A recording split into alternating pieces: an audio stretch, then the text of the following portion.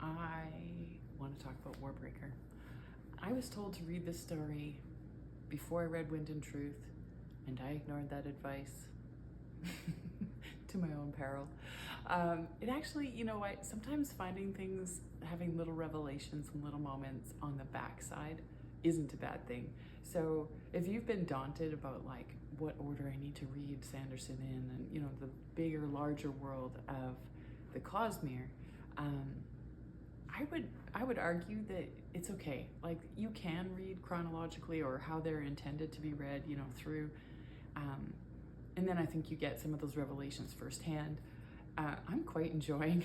I've read the larger series of Sanderson's, you know, The Mistborn Era 1 and 2 and Stormlight, and then a few of the kind of standalone novels around it and novellas.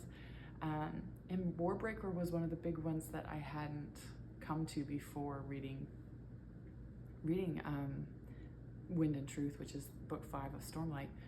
And I still loved every moment, and finding things out, kind of like origins and who some of the characters are and how they relate on the backside was still just as fun. I kind of like had a few of those moments where my mind was blown. I was just like, oh my goodness, so that connects here and this connects there.